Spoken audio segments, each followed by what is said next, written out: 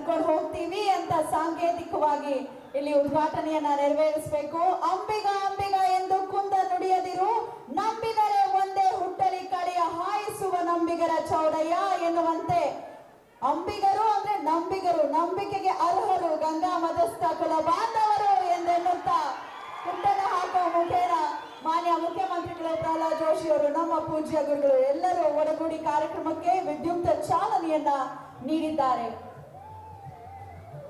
Shivananda Patil sir ಅವರು ಕೂಡ ವೇದಿಕೆಯಲ್ಲಿರುವಂತಹ ಎಲ್ಲರೂ ಬರೆದಿದ್ದಾರೆ ಅನ್ನೋದೇ ವಿಶೇಷ. ಜೋರಾದ ಚಪ್ಪಾಳೆ ಬಲ್ಲಿ. ಕರ್ನಾಟಕ ವಿಶ್ವವಿದ್ಯಾಲಯದಲ್ಲಿ ಅವರು BA ಪದವಿಯನ್ನ ಪಡೆದಿದ್ದಾರೆ. ಮೈಸೂರು ವಿಶ್ವವಿದ್ಯಾಲಯದಿಂದ MA ಪದವಿಯನ್ನ ಪಡೆದುಕೊಂಡಿದ್ದಾರೆ.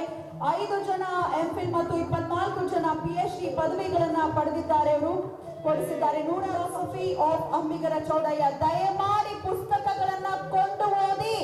ನಮ್ಮ ಇತಿಹಾಸ ಎಂತದ್ದು ನಮ್ಮ ಮಕ್ಕಳು ತಿಳ್ಕೊಂಡಾಗ ಮಾತ್ರ ಇತಿಹಾಸವನ್ನ ರಚಿಸಲಿಕ್ಕೆ ಸಾಧ್ಯ.